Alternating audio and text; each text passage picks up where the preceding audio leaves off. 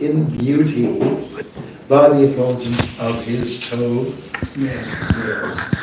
Thus, Lord, understanding Lord Vishnu's purpose, Garuda, the carrier of Lord Vishnu, immediately arrested Bali Maharaj with the ropes of Varuna. When Bali Maharaj was thus reduced to a helpless position, Lord Vishnu asked him for the third step of land. Because Lord Vishnu appreciated Bali Maharaj's determination and integrity.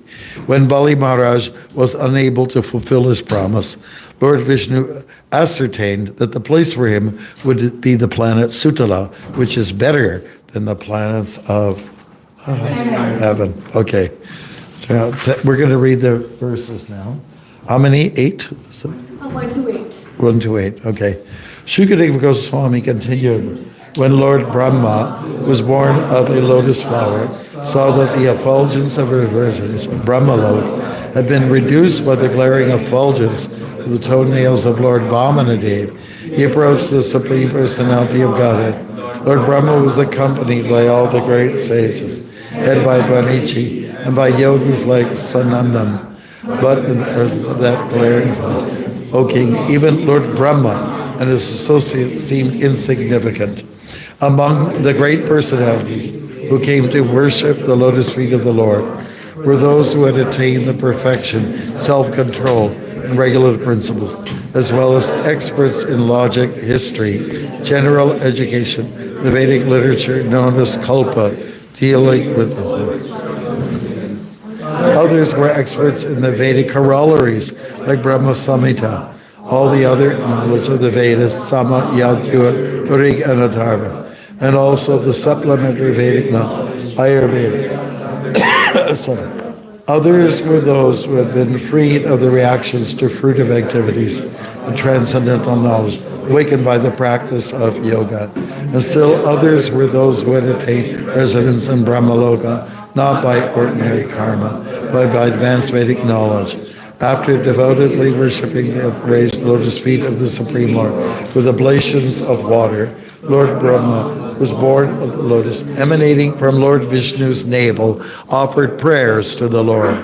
O King, the water from Lord Brahma's Kamandalu washed the lotus feet of Lord Vamanadev, who is known as Urukrama, the wonderful actor. Thus that water became so pure, it was transformed into the water of the Ganges, which went flowing down the sky, purifying the three worlds, pure fame of the personality of Godhead. Lord Brahma and all the predominating deities of the various planetary systems began to worship Lord Vamanadev, the Supreme Master, who had reduced himself from his all-pervading form to his original form.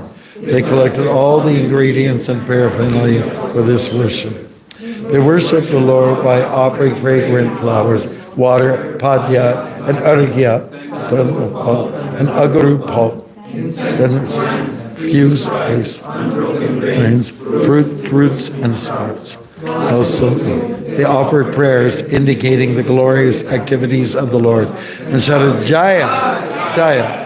They also danced, played instruments, sang, sounded conch shells, and baked in this way, worshiping the Lord.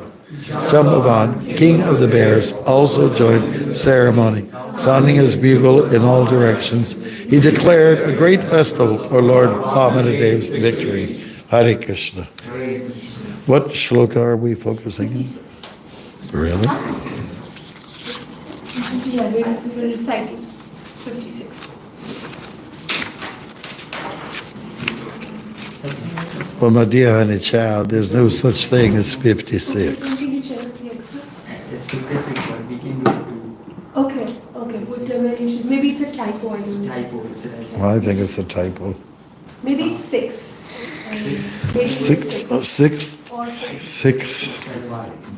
Six is joined with 7.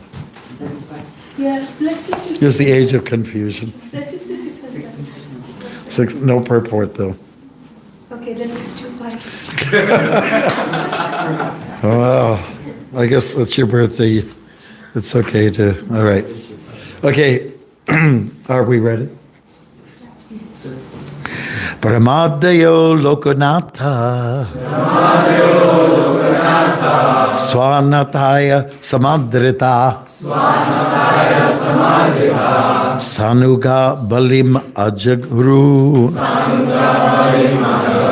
Sangshipt Tatma Viputaye Brahmadayo Lokanatha Swanataya Samadrita. Swanataya Samadrita Sanuga Balim Ajahuru Samshiptatma Vibhutaye Brahma. No, it's not ta. Okay, not ta. It's a long A at the end, and it's not the end of a line. Every 2 lines, that's actually the end of a verse, like end of a line, 2-line verses. So it's not ta. Okay, next. Swanataya Samadrita. Swanataya Samadrita. Sanuga Palim Ajahuru Samshitat Vibhutaye Brahmadayo Lokanatha Lokanatha Swanataya Samadrita. Samadrita. It's a long A. Okay, so you don't do that. All right. Next. Sanuga Balim Ajaru Sanuga Balim Ajaru Samshitatma Vibhutaye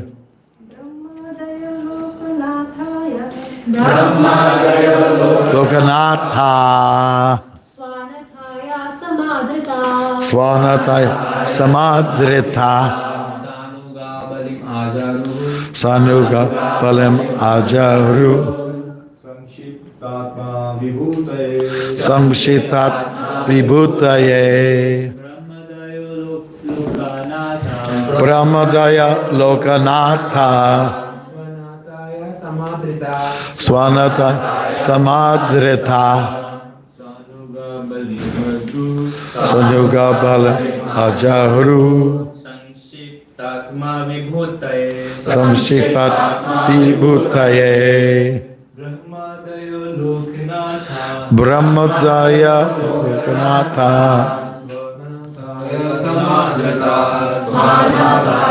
Samadrita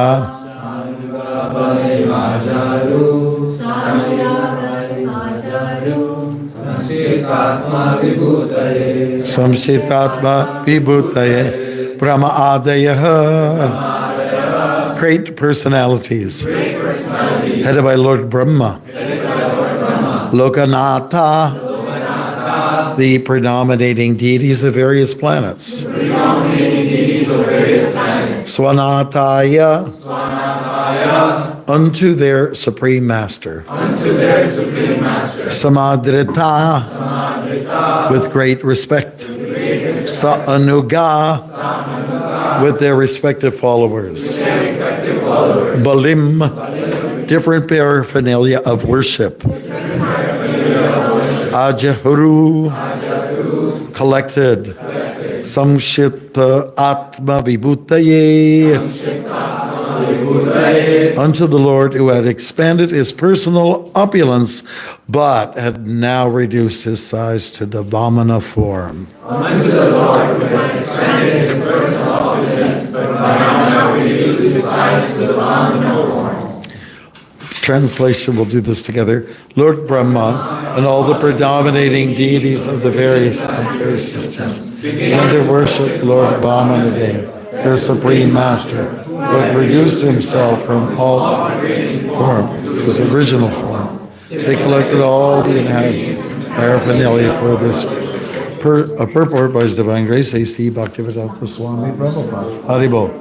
Vamanadeva first expanded himself to the universal form and then reduced himself to the original Vamana Rupa. Thus he acted exactly like Lord, who at the request of Arjuna first showed his universal form and later resumed his original form as Krishna. The Lord can assume any form he likes. Okay. But his original form is that of Krishna Stu Bhagavan Swayam. According to the capacity of the devotees, the Lord assumes various forms so that the devotee can handle him. This is his causeless mercy.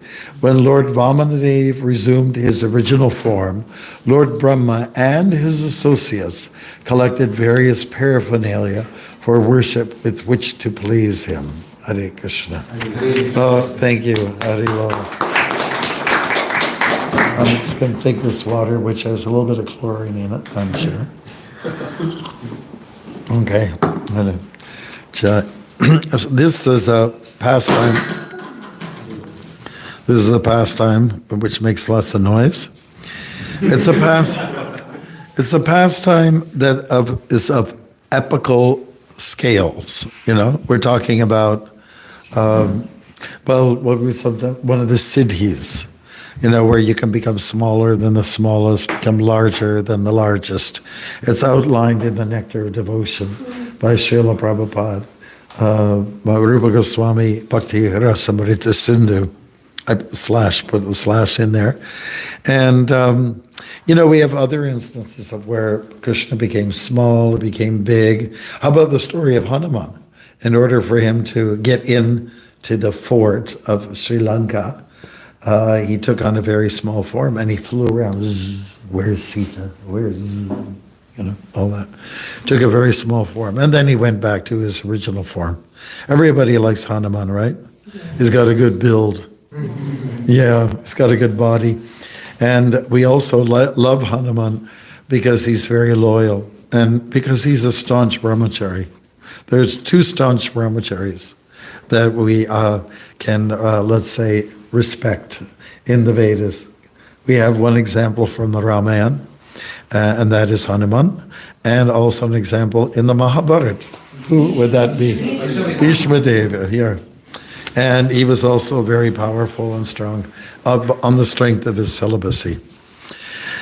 Yeah, and so Vamana did this. He went to incredible proportions, you know, with his body size. He was small and people were charmed. There's this one kid in Vancouver, and he was just like when he was young. Now he's a teenager, which is another word for terrorist. And he was such a cute, like, he looked like Vamana. He was just like adorable. I just wanted to squeeze the life out of him, you know. And he had, you know, his parents got him all dressed up and tilak and everything. Just, you know, totally adorable. And so this is what compelled Bali Maharaj to stop kind of like the merrymaking that was going on. And he said, let's pay a little attention here to this little guy here, you know, with the umbrella.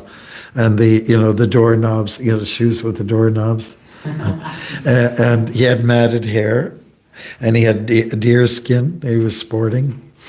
And they had kamandalu, which is a pot for carrying water for different purposes. You know, sannyasis or sadhus, they might need a stick, they need a kamandalu. And when Chaitanya Mahaprabhu was traveling through South India and other parts, he carried various paraphernalia, and he had to have an assistant to help carry the paraphernalia because the logic is there and it's explained in the Chaitanya Charitamrita.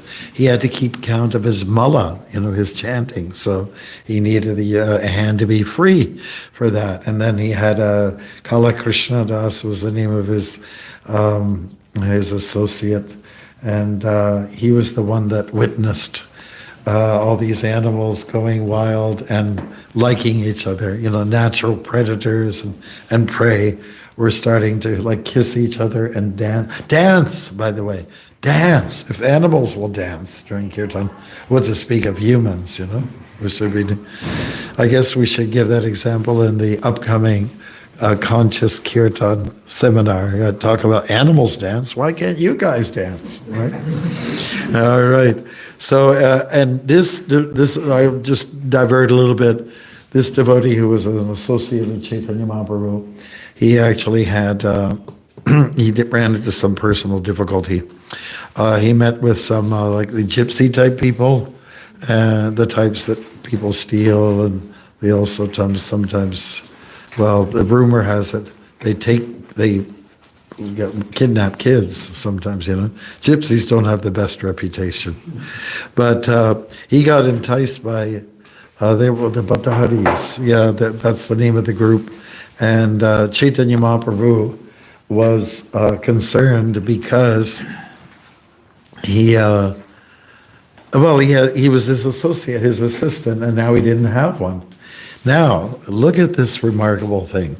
You're in the personal association of God, and you get swayed by Maya. Isn't it something? Now, Maya, how could this be? Well, Maya is very strong. Daiviyesha gunamayi, mama Maya duratyaya, mam eviye prabhadyante, mayang etam tarandite. Maya is Krishna's energy. And because it's his energy, it's strong. Actually, any energy from Krishna is strong. I noticed that when you go into the shoe room, there's a real strong smell. I think they applied vinegar to get all the dirt out, and vinegar might be okay in a little salad, but boy, was it ever strong when you put your shoes in there. And so any energy, whether it's vinegar or anything like that, it's powerful on many levels, whether through smell, through touch, it doesn't matter, because Krishna is strong, Krishna is powerful, therefore Maya is powerful. Has anybody here felt the power of Maya? Yeah? Is that true? Okay. Anybody who has never felt the power of Maya? Okay, well, and again, just to remind you, because it's coming from the Lord, coming from the energetic, therefore the energy is powerful. But one should surrender to the source and not the force. That's what the verse is actually saying. Daiviyesha gunamayi mama maya duratyaya. The material energy is very powerful, but Krishna is more powerful. Surrender to him, and then Maya will work in your favor. She'll work in your favor. It's not the other way around. In the world of karma, most people, they trust in the energy, and they deny the energetic. They forget about that. They breathe the air, and air is energy. But they forget that there's somebody who put the air in place, the oxygen, so we can breathe. I mean, really, when you think about it, that kind of mindset, there's a real dearth or lack of gratitude, And gratitude is basically the seed to happiness and truth, And, when we're singing upstairs, whether it's to Prabhupada or the deities, we're saying, thank you, thank you, thank you again and again and again. We're expressing gratitude. That's what people in all different faith groups do. They go to assembly hall, whether it's a synagogue or a mosque or a temple or this or that church. They go there to say thanks. That's what they generally do. I know that there's a lot of bashing against religious groups. People say they start the wars, But that's adharma. It's people who don't follow religious principles that start these kind of wars.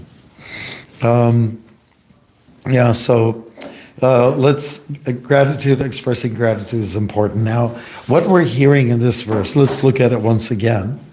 That's okay, I think this picture tells it all. Okay, what's going on here? His mother, Aditi, his father, Kashyapa Muni, and so on. And we have, looks like a Advaita chariot there, but not.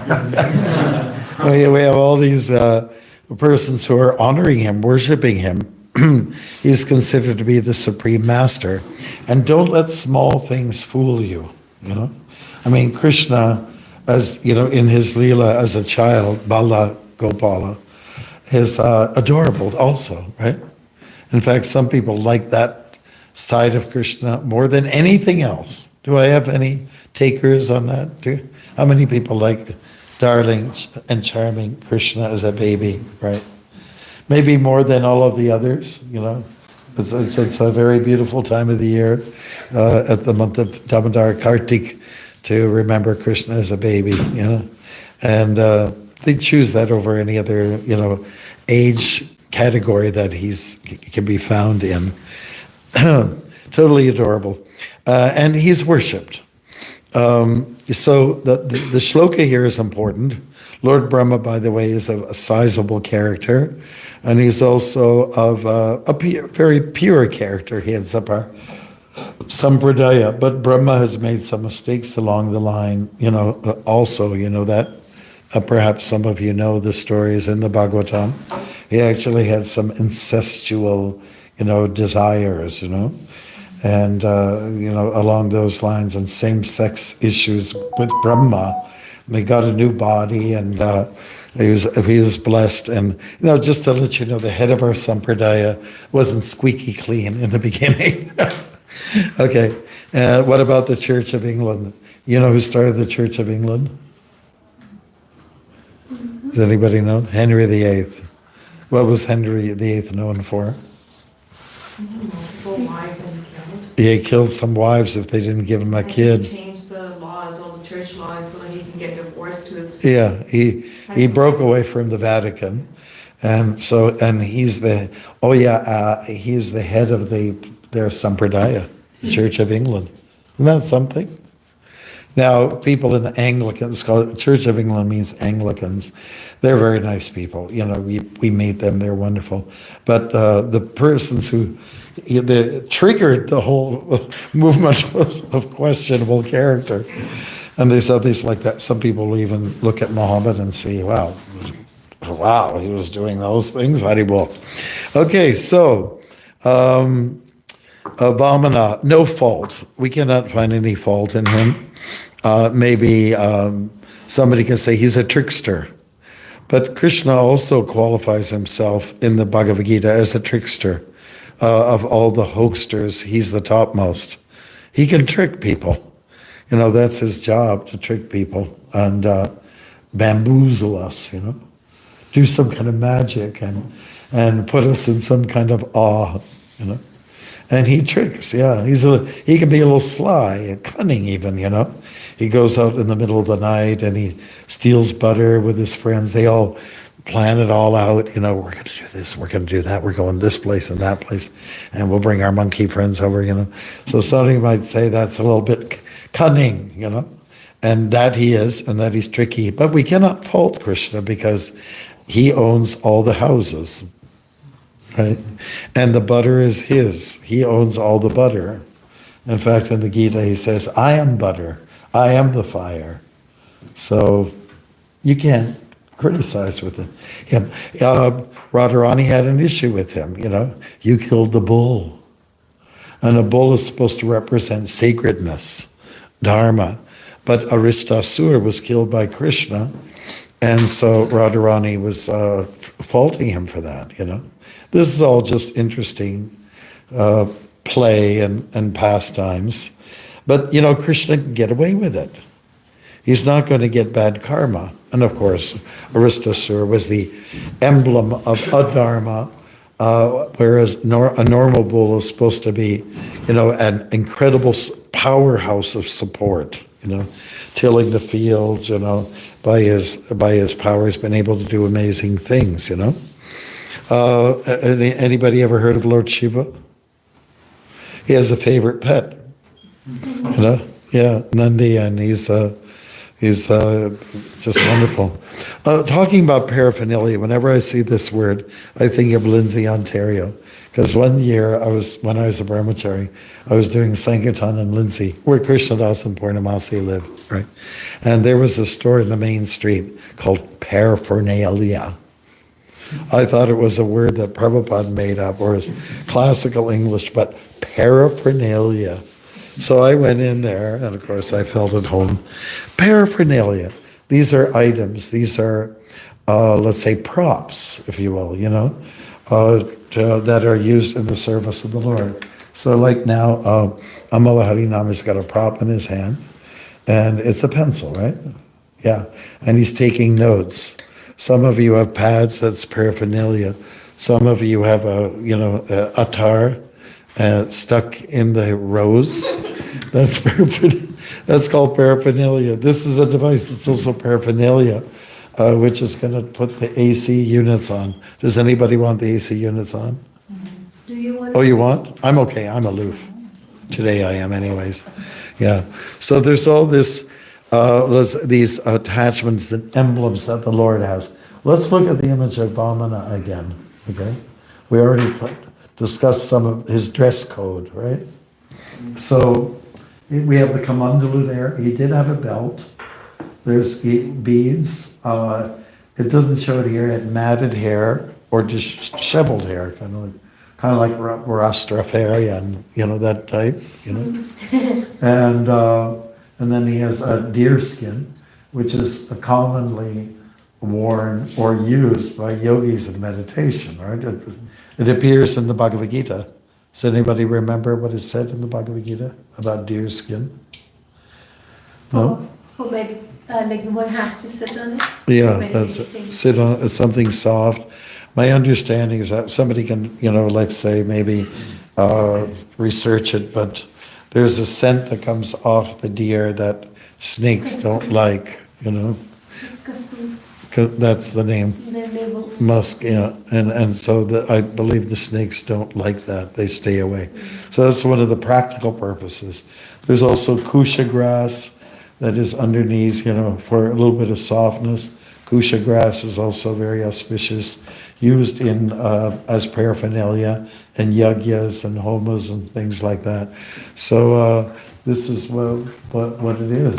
And, we just passed Chaitanya Mahaprabhu's birth, and Sita Thakurani, Advaita Acharya's wife, brought all kinds of paraphernalia, herbs, turmeric, vermilion, all kinds of things, and jewelry to the Lord, like gifts to the Lord, which is supposed to be done. That's one way to express gratitude. Where in Jiva Goswami's writings, teachings, do we hear about giving gifts? Does anybody know?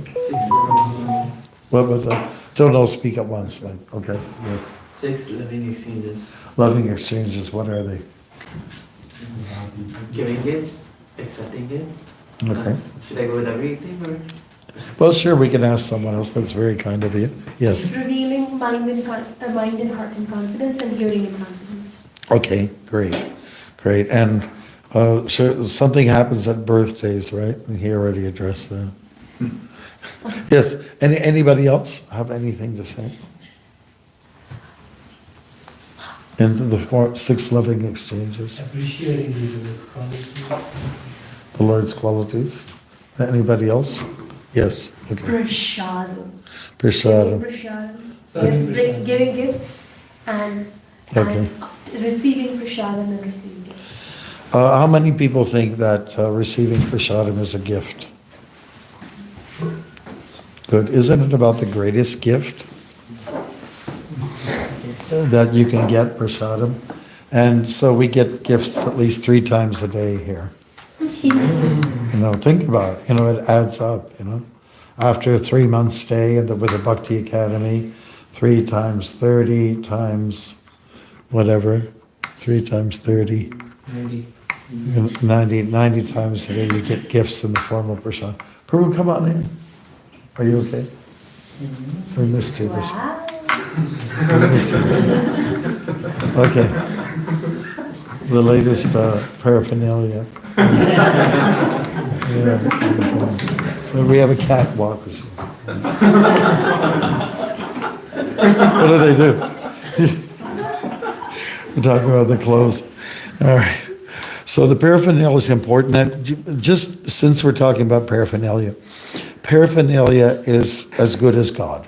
The sangha that the Lord holds, the Padma, the lotus, the chakra, which is deadly, and the gada, they're as good as the Lord, the paraphernalia of the Lord. In fact, there was a playwright, his name was Bas, and he had these 4 paraphernalias.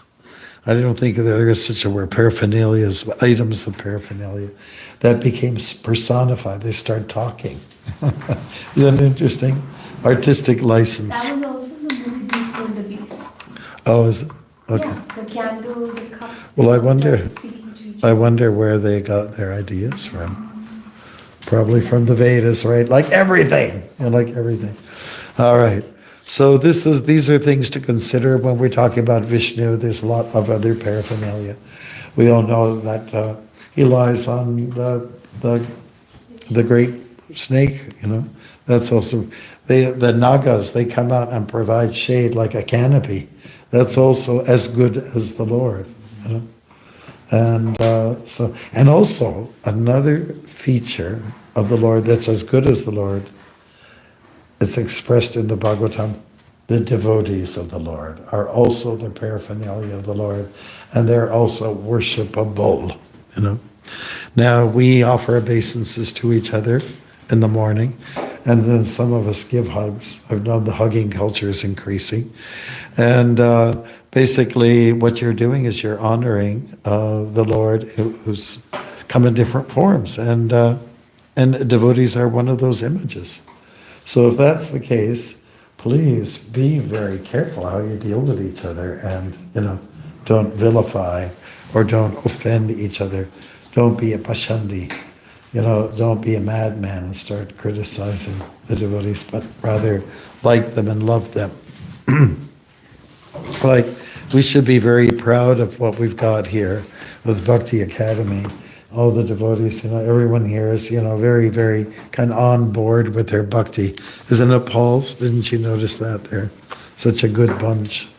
Such a good bunch. And of course, at the tail end here, we have Vishaka, and it's her birthday today. So we're very happy about that, and happy Hatch Day. We usually say that there are 3 times in people's lives that are very important to them: when you hatch, and also when you match, and when you dispatch. We have Brahmins learn how to do the yajnas, for these different events. They're very important. Some of us have gone to funerals. So it's a dispatching moment. It's a very significant time in people's, families who have lost their dear one, that. And of course, when people get married, there's a lot of hoopla, and like the marriage of Sita and Ram, that was like the big deal, everybody wants to be involved in that. And then what to speak of the birth, Krishna's born, and it's not just that it happens to an avatar or the source of avatars. But when a child is born, it should be a happy occasion. Should be. And people are, friends and family. Even the guys, hey, we just got a baby. They pass cigars to each other. Cuban cigars, they're supposed to be the best. And there's a lot of merrymaking and happy times, and people start to guess, oh, he looks like your dad. No, he looks like your mom, blah, blah, blah. And everyone does their coochie coos, just to acknowledge that this is a very special event, when a child is born. There was one, we used to, I think you and I have gone to the Durham College up there in Oshawa. And there was one man who invites us to every seminar to speak about Krishna consciousness. Well, we got onto the topic, and I told him we're into family. Family's important. Having babies is important. And then I quoted, there's a book that one of our devotees, Jiva Mukta, owns. It's The War Against the Family. And it's all incredible documentation of detailing how the world in which we live doesn't like kids. So that's dangerous, and it's very, very well documented. So when I mentioned this, there's I forget, Gardiner, that's the name of the author of the book War Against the Family. And And this person who teacher says, hey, he's my best friend. I know the book. So actually, when you observe and you calculate, it is like that. In fact, everyone has seen the film Avatar. Has anybody ever seen it? You ever seen it? I saw it, but I didn't have ears, so I just saw it, you know. And one criticism I have in it is that there's all these people in the jungle and it hardly shows any babies. So I found it very anti-baby culture, you know. And just think about it, the things that we do. We're not good for our children. We let our children be exposed to all the bad things early in their life. Children are sexualized when they're very young, which to me is an evil. It's an actual evil thing. We have to protect our children. Let them be children. Let adolescents be adolescents before they become adults, you know. We have to have a watchful eye over these things. Now, Vamana, you know, looks to me like he was well looked after. You know, it's quite obvious. You know, look at the closeness of the family, the mother and the father. You know, these are images that we should be seeing, and it should send a subtle reminder that this is where we have to go. Like most of you are going to be married and you'll have children. So, is that right? How many people are planning, thinking of that in their mind? How many people's parents are thinking like that? Like, I don't know why we're so hesitant, you know. Okay, and so the idea is that it's the greatest contribution you can make to the world, is to have babies. And when they're shaped and molded to be Krishna conscious, this is the greatest gift you can give, you know, especially from a grahastha point of view. It's the best thing you can get, because these are not only, let's say, good citizens, they're actually pure devotees, you know, and that means they have something to contribute. You know? So that's one of the services that devotees can render when they become grahasthas, is to have lots of babies, right? And so Vamana is one of those. And I get the impression he's like the Kumaras, you know. We remember in that position, he doesn't grow old. And he's not Peter Pan, you know. He's not Peter Pan. He does some major service. And the delusion, the trick that he played on Bali was that, I'm just a little kid, you know. So he demonstrated this kind of like humbleness and innocence and so on like that. So Bali Maharaj got thrown for the loop, and he's just innocent. Shukracharya was trying to warn, that's Vishnu.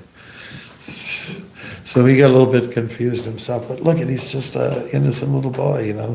There's no problem here. There's no issue here, you know. I have decided I'm going to give him 3 steps of land, you know. And so you know what the 3 steps became, something humongous. And so that's how Bali lost out. But he didn't lose, he won. When you lose to God, it's not a defeat, it's a victory, isn't it?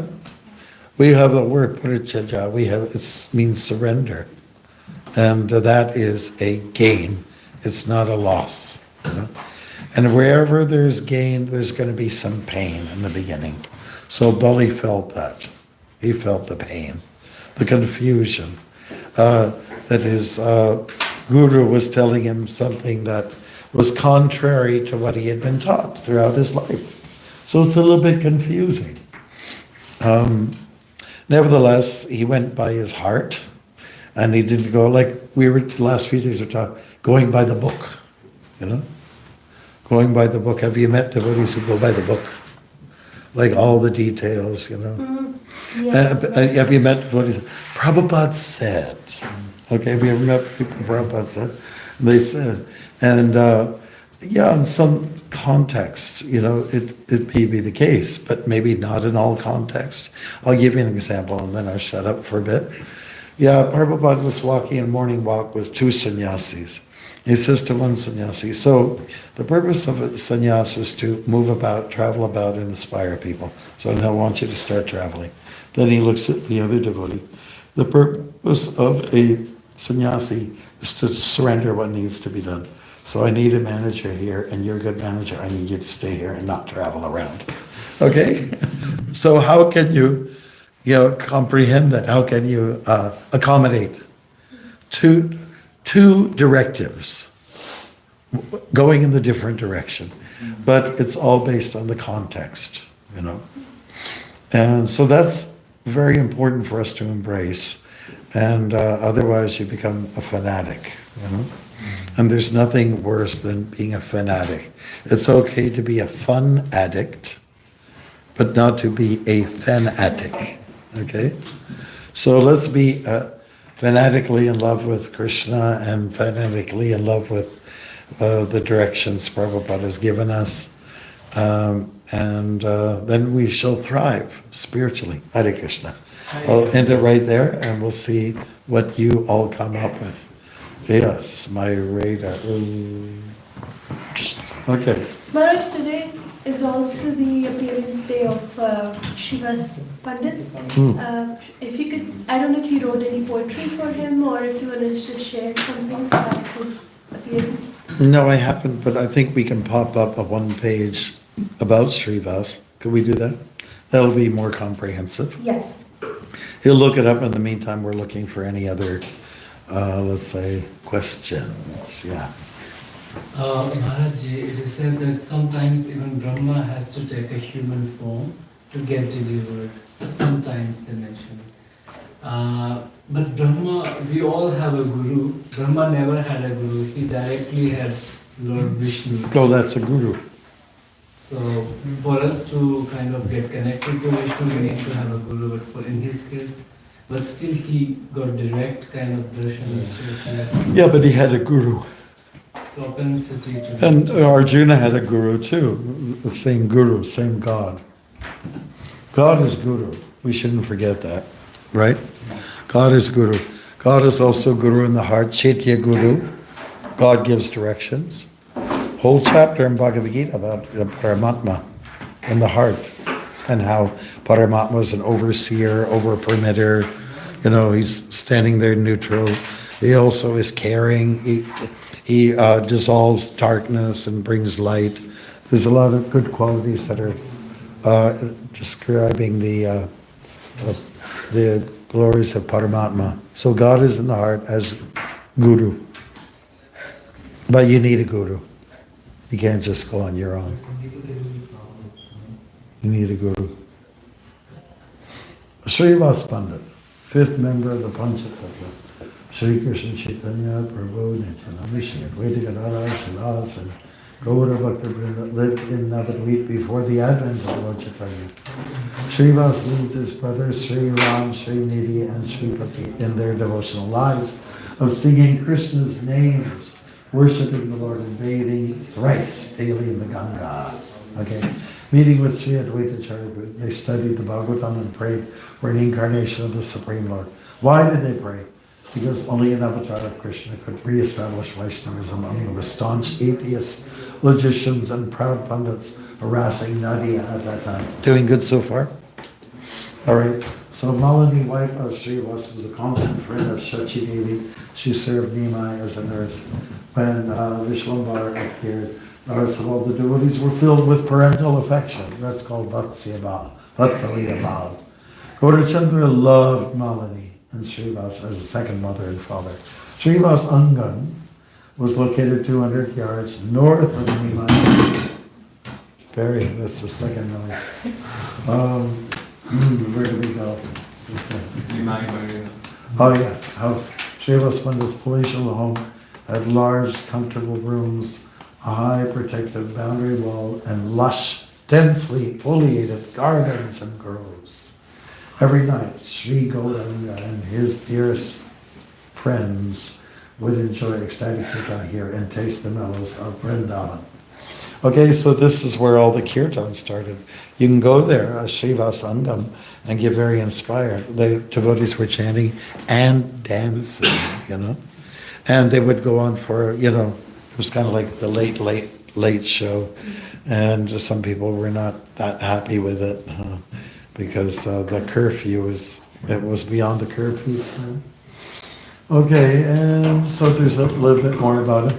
If you go to Mayapur, you really should go to Srivasangam. It's really where the kirtan started. The whole Sankirtan movement started at his house. So we give him lots of credit. Right? Srivasangam was located 200 yards. Srivas Pandit's palatial home. Every night they would here the raging Muslim broke the sacred mridanga in his foolish attempt to stop. Okay. It happened in his house. Breaking of the mridanga. Okay. They panicked over it. Srivas laughed at the fanatical law. Within Srivas Angam, Lord Gauranga Sundar showed his divine form to all his eternal associates, the house of Srivas. And it goes on, you can read it. You know? Yeah, that's fine. He's an incarnation of, anybody know? Yes, incarnation of Narada Muni. That's right. Chaitanya Mahaprabhu is the incarnation of. Okay, Nityananda is the incarnation of. Balaram. Advaita Acharya is the incarnation of. And we have Gadadhar, Radharani, yeah, and then finally Srivas. Narada Muni Pajaya Vina Radhika Ramanana. Let's not get carried away. Any other questions? Yes. Maharaj, we are seeing that here all the other demigods like Brahma and other demigods from other clan systems, they're worshipping Vamandev. And we also saw that other devotees like Dhruv Maharaj, Prahlad Maharaj, they were also worshipping Lord Incarnation. So what is the difference between this both worship? Because one, they got love for Godhead, like Dhruv Maharaj, he had material desire and he got love for Godhead. And the others, they like it, they worship the Lord, but they don't get the love of Godhead. They still remain in the material entanglement. Oh yeah, well sure, that it's simply a case, an individual case. We all carry desires. Desires are a symptom of the soul, If you don't have desires, you're nothing. Really it's a symptom of being a jiva. Now, some jivas choose to stick it out with Maya a little bit longer. I like Krishna. There's a lot of people who love Krishna, the heroes, but they're just not ready to go back to him. Therefore, 1865, 1866, especially 65, Man mana bhava mad bhakto. Basically Krishna is saying, think of me, love me, and then you'll come to me. The Christians have a saying, love the Lord with all their heart and all their mind and soul, and then, you're with him. So this is really the message of the Gita. You have to give yourself. And demigods are not willing to part with everything. They want to hold on to the paraphernalia. Whatever that is. My guitar. Or my car. Whatever it is. Okay, so, yes. Maharaj, you said that the main duty of a grihastha is to raise kids who are Krishna conscious. Yeah, well, it's one of the purposes. Yeah. One of the main purposes. Contributions, yeah. Yeah. So, what if we see devotees who have kids who were born into devotee families, but they choose not to follow that path? Well, that shows free choice, doesn't it? But then does that mean the parents' efforts failed, or does that mean that Krishna's arrangement was such? How do you process that? Well, it just means that the parents tried. If you try, that's okay. I mean, Prabhupada tried with people, his disciples, but some of them left, Advaita Acharya had 6 boys. 3 of them were very devoted to him and to Krishna, and the others were not. Then Krishna also had some children, and some of them went a little astray, So it's really the world of choice that we live in. You're at liberty to go yay or nay. It's one of the most powerful features of this physical world, that you have a choice. And when it comes to loving Krishna, no one can force you to love Krishna. It has to be very organic and natural. All right, so it's you're left on your own to make it. But, let's say honorable parents, they will expose their children to Krishna. And, kids love Krishna. I mean, to them, Krishna's such a cool dude. Lifting hills and killing demons and playing and imitating frogs and playing ball with a piece of fruit. All those kind of things, it's attractive. But, there's a strong indoctrination that goes on out there, which we can't always blame the parents for that. It's the indoctrination, the worldliness around us that is making it hard for children. And they get into they cross the railroad track. You know what they say? Oh, there's some people in town, and they're from the other side of the tracks, where the neighborhood is not so good. So, I mean, you might choose to be in the wrong company. You're living in a small, simple town, and say like Saskatchewan or something, and then some guy comes in from the big, Winnipeg, and he's a drug dealer. He starts to hang out with all the young kids who are fairly innocent, and then he starts chumming with them, and before you know it, they're all hooked on drugs. That's what's going on. So you have a choice. And kids who are very firmly planted in their dharma, they will not get implicated. But the pressure for young people is so strong. You're almost going to lose. Or you might try, even in college years, somebody offered Prabhupada beer, and he rejected it. He had a little taste, but it was, all that, that's what happens with young people. There's always somebody coming at you. Isn't it true? Yeah. Now you're 16, right? So I'm just warning you of that. You gotta be a little careful. There's all these scoundrels out there, Is that okay? Yes. It's a choice. It's a choice you make, But parents who are doing their job are helping their children, their offspring, to make wise choices. Mm-hmm. Well, it's overtime, but do you have a quickie? Yeah, I'll be quick, okay. So basically, as a Vaishnava, we are supposed to be merciful, and that's why we follow one of the 4 regulatory principles, to not eat meat, because we don't want to kill animals. Mm-hmm. But here you mentioned, also in Bhagavad Gita, it's mentioned that deer skin should be used as an asana. Yeah, well, Kshatriyas have different codes.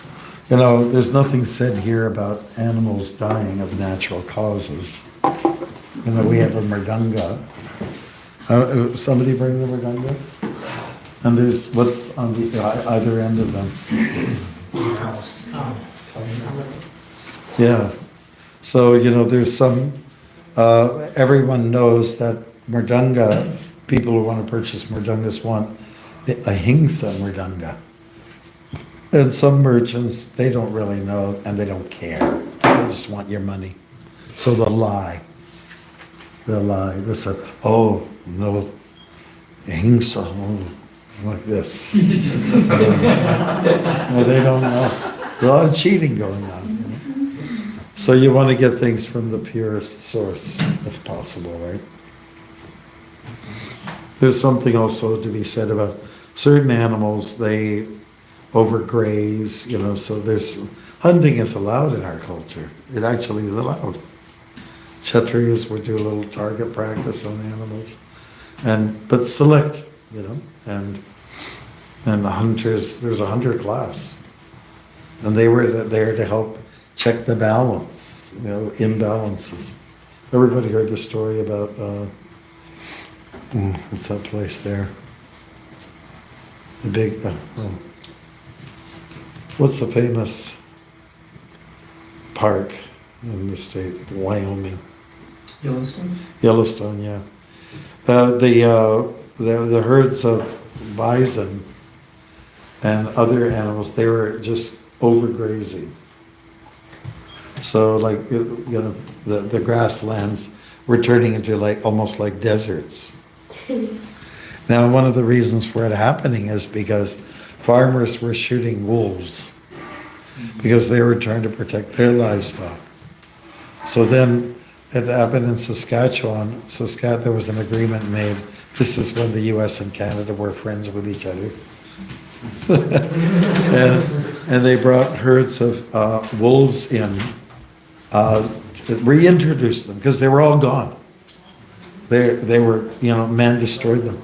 So then they were reintroduced from the grasslands in southern Saskatchewan, and then it helped balance. They noticed right away. The grass came back up and things like that. Also, where I come from, southern Ontario, near Rondo Park, they had a big problem with deer, overgrazing, eating everything. So then the government called for a cull. They let, hunters come in there and you kind of go in there with a limited time frame and kill some of the deer so that there would be a nice balance, because we kill the predators. We'll kill the wolves. Or the coyotes, we just kill them. And then we realize there's a big mistake in the end. We're bad people. Humans are bad. Okay, I don't want to go overboard. There's probably, it's a birthday, so we should be nice. Panchakalpatarubhyascha Ribasandhyamevacha Patitanam Pavanebhyo Vaishnavebhyo Namo Namah.